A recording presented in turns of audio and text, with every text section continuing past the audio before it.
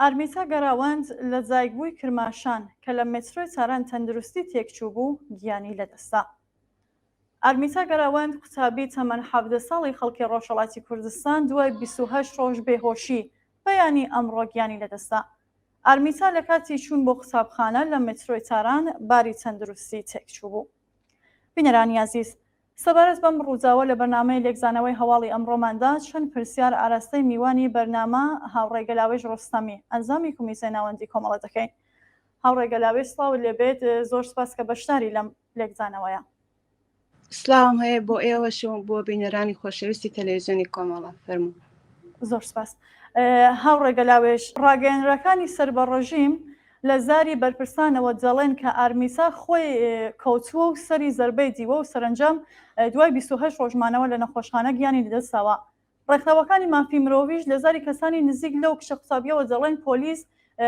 پۆلیسی ڕۆژی ساران بە بیانووی پابەند نەبوون بە باڵاپۆشیەوە لە مێترۆی تاران لەو کشە قوتابیانداوە و پاڵیان پێوەناوە. بەڕێستان بابەتەکە چۆن دەبینن؟ بەڵێ، لە ڕاستیدا ئەوەڵان زۆر بەداخەوە بۆ مەرجی یعنی قەتڵی ئارەمیتا بەدەست جەنایەتکارانی کۆماری ئیسلامیەوە. هەر لێرەوە سەرخۆشی خۆم پێشکەشی بنەماڵەی ئارەمیتای عەزیز و هەموو خەڵکی ئێران و کوردستان دەکەم. ڕووداوێکی زۆر دڵتەزیێنە. ئەو ڕووداوە و هەمان وەکو ڕووداوەکەی ژینای جوانەمەرگە ڕژیمی کۆماری ئیسلامی لە ترسی ئێعترازاتی خەڵک دەیویست کە بۆکە خەڵک ئێعتراز نەکە، خەڵک بلاخەرە بەهۆی مەرگی ئارەمیتاوە جۆڵێک و شتێک نیشان نەدا، هەر لە ئەوڵەوە سەناریۆی بۆ ساز کرد. چکو ژینا ئەمینیش لە ماشێنی گەشتی ئێرشاددا بەهۆی زەربەی مەغزیەوە تووشی خوێنڕەزی مەغزی بوو. دواتر مەسەن لە شوێنی بالاخره ئێرشادی لە ساڵۆنی وان بێهۆش کەوت و کەوتە کۆما و گیانی لەدەستا. ئارەمیتاش تقریبان هەر لەو چەشنەی مەرگەکەی لە چەشنی مەرگی ژینا بوو. بەڵام چۆن مەرگی ژینا کارەساتی گەورەی لەکەوتەوە بۆ کۆماری ئیسلامی و ئێعترازاتێکی سەرتاسەری لە ئێران و کوردستان و لە هەتا لە دەرەوەی وڵاتی لەکەوتەوە، تەجروبەی ئەوەی هەبوو کۆماری ئیسلامی ویستی بە هەموو شێوەیەک مەرگی ئارەمیتا بە نۆعێک بشارێتەوە و بۆیەش لە ئەوەڵەوە ینی بردیان بۆ خەستەخانەی فەزل لە تاران ئەمنیەتیان نیشاندا، هەتا ناندێش دایکبابی بچێ بۆ لای هەتا دکتۆر و پەرستارەکان کە دەچوون بۆ لە ئایسیو بۆ تیمارکردنی ئارەمیتا لەباری بەدەنێ و تەفتیش دەکران، نەکە تەلەفۆن شتیان پێ ئەکسی لێ بگرن. بۆی زۆر بۆ کۆماری ئیسلامی زۆر مەسەلەیەکی ئەمنیەتی و مەحرەمانە و ئەوانە بوو. و ئەمە ئەوەڵین جاری نییە کە کۆماری ئیسلامی دەیهەوێ بە شێوازی جۆرا-جۆر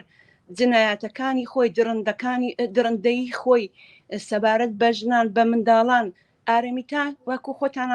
ئاماژەتان پێکرد دانیژ ئامۆزێکی 16-17 ساڵە بوو.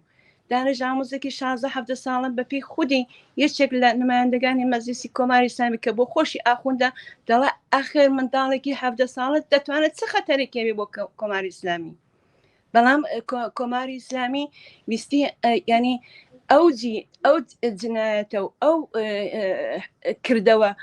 درڕندانەی خۆی سەبارەت بە ئارەمیتای منداڵ و جوانە مەرگەوە بشارێتەوە ئەنواعی سەناریۆی بۆ ساز کرد. هەتا دایکیان هێنا ئێفشاگەری ئیجباری، دایکی زمانی دەلەرزی بۆشی نەدەهات، دەکوت دەڵام فشاری هاتۆتە خوارێ بۆیە کەوتووە. بەڵام بەپێی هەموو شەواهیدەکان و خودی و دانیژ ئامۆزانێک کە مەسەن بە نیشانی داوە و باسییان کردووە بە تایبەت لەلایەن هەسوڕاوانی مەدەنیەوە و ڕۆژنامەکانی سربەخۆوە کە سەرچاوی سربەخۆن هیچ وابەستەگیان بە دەوڵەت نییە. ئارەمیتا لی بە پوششی مەدرسەی دەبەردا بووە، ینی وەختێک کە چۆ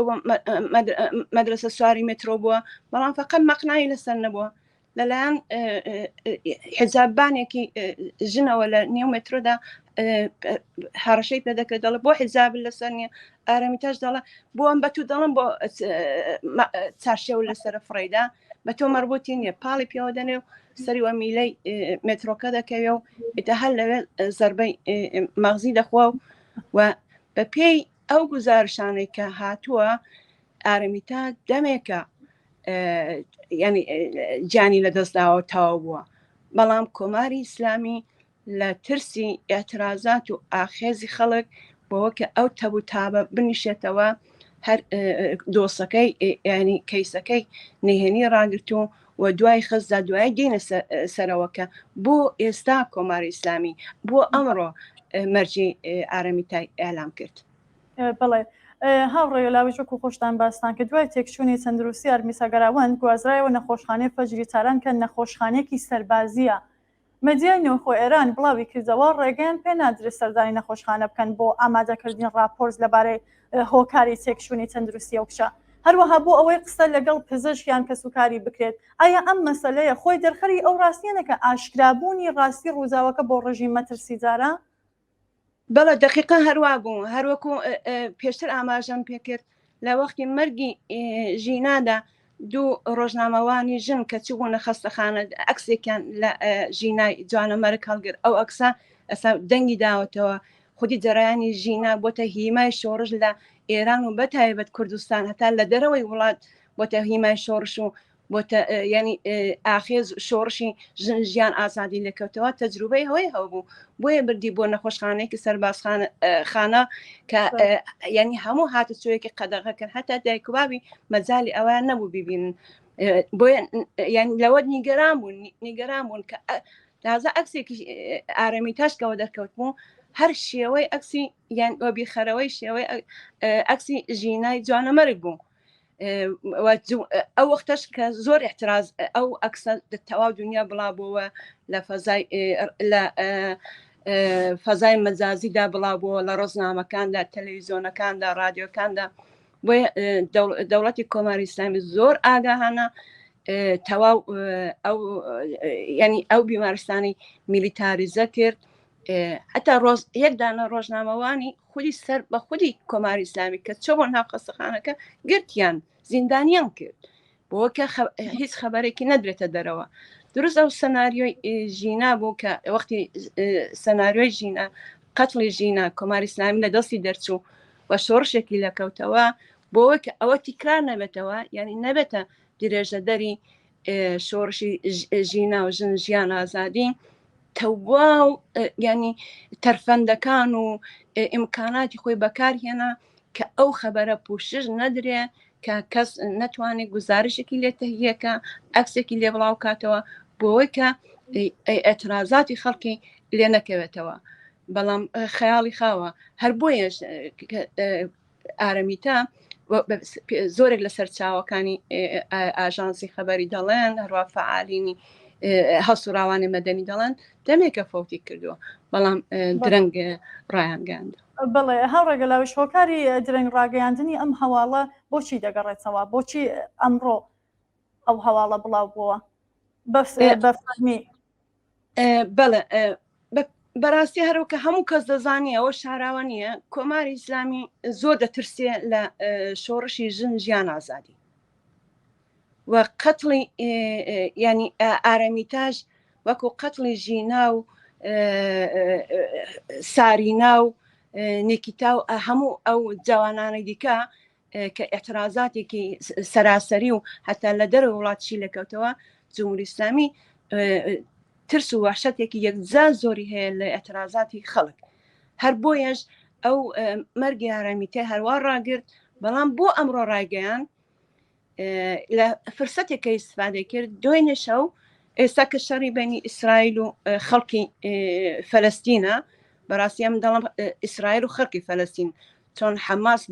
ینی بۆ خۆی دەگەڵ ئیسرائیل فەرقی نییە ئەوان شە لەگە حەماس ناکەن تا ئێساوەی کە کوژراویشە خەڵکی بێتی 7,000 نەفەر خەڵکی بێدیفا و نزیک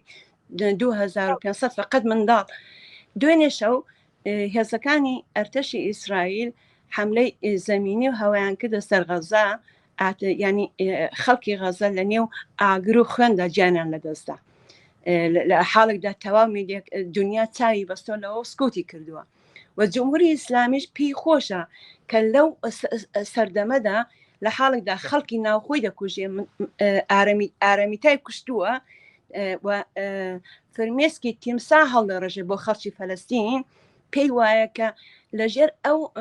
جنایەتی کە ئەرتەش ئیسرائیل کردوێتی ئیتر خەبەری ئارەمیتا شتێکی وا ئەجایب نییە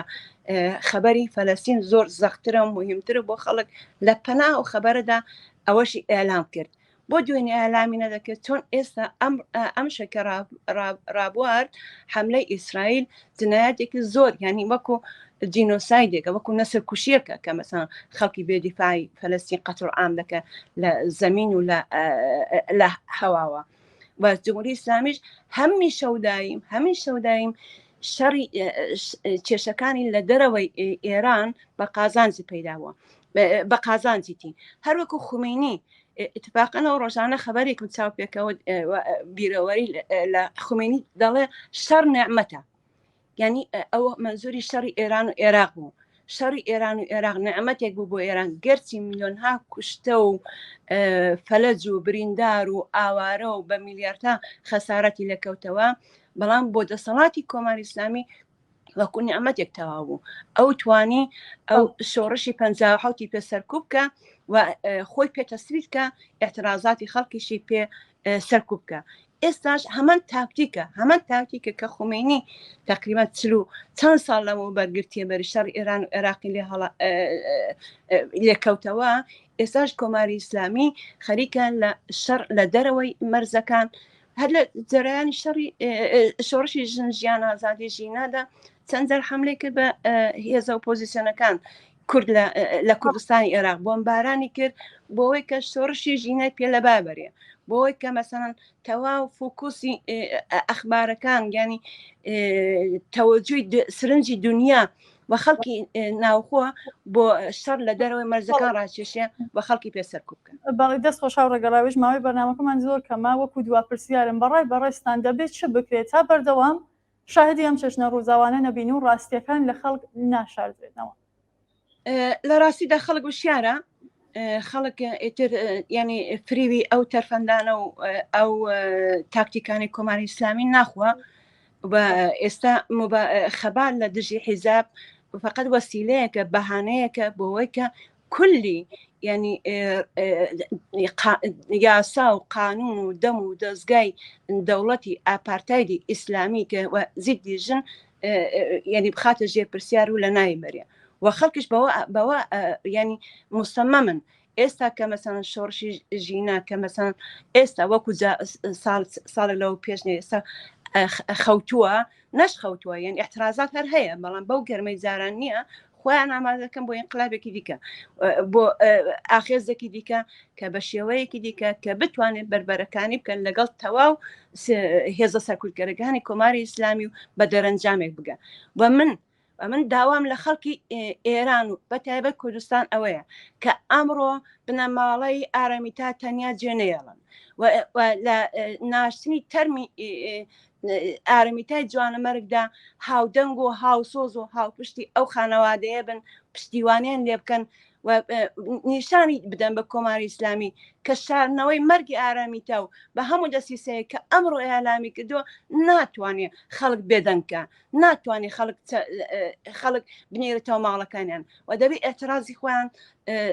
گەورەتر بکەنەوە هاوپشتی خۆیان زیاتر نیشاندن و من چاوەڕوانم ینی ئینتزارم هەیە لە خەڵکی کوردستان کە هاوپشت و هاودەم و هاوخەم و هاوسۆزی